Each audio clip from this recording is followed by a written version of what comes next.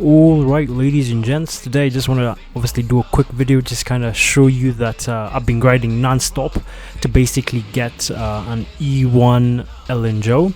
Now, in general, I think the reason why I'm making this video is just to show you that the reason why I feel it's way better to get like a copy of an S rank character as opposed to their weapon is that the E1 and E2, or in this case C1 and C2 of any single S rank character, just kind of outbids the weapon in general. Now on this account I've been grinding non-stop, did every single mission, side mission, collectible that I could get, and I actually managed to get now obviously C1 LNJO. Now the reason why I feel C1 LNJO is quite important is just if you look at her Eidolon, or rather C Cinema 1, right? In general, if you're ever playing with her, you have to kind of do that dash and then hold her attack button to kind of charge up like 3 stacks of a flash freeze effect or freeze charge effect.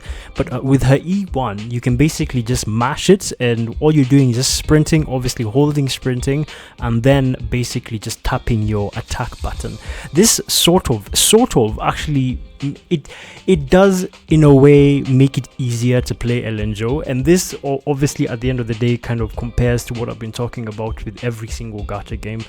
Most of the time it's actually better as a free-to-play player for you to save as much as you can to get at least an E1 or an E2.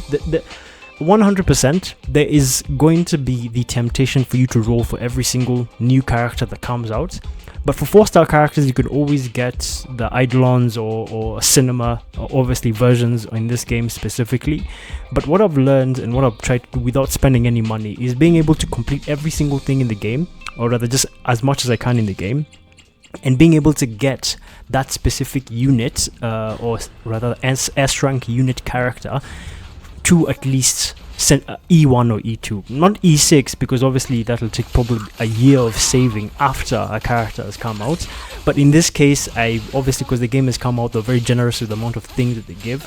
And as you can see with her C1, you can basically just dash, tap, and then it basically refreshes. And then obviously it just gives you a lot of room, especially over the fact that she deals so much damage to begin with.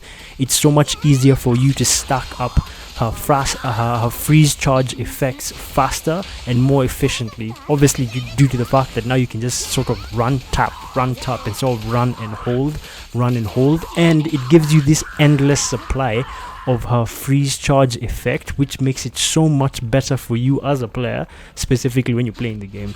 I mean, I'll let the gameplay talk on its own, but I sort of want to give you a general rough retrospect over the fact that if you're a free-to-play player and you're obviously using my videos to sort of kind of have a way through to play the game, I would honestly suggest saving up at least 230 pulls. I know it's going to be hard, it's going to be a long road as well, because obviously it's a good thing that this game has come out and they're very generous. So what I'd say is, if you can, or if you've not yet, start a new account, save up as much as you can. There's another character coming out in obviously 1.1. One of the major characters coming out is Miyabi. So what I would even suggest, skip LNJO, right?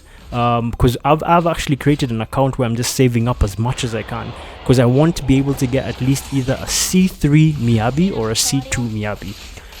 I am 100% telling you that getting a copy of an S rank character, or at least C2 of the S rank character, is going to be way better than you getting that character and their weapon.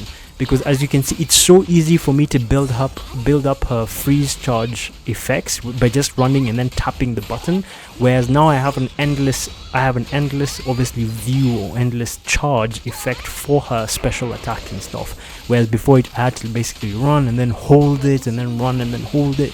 Too much work.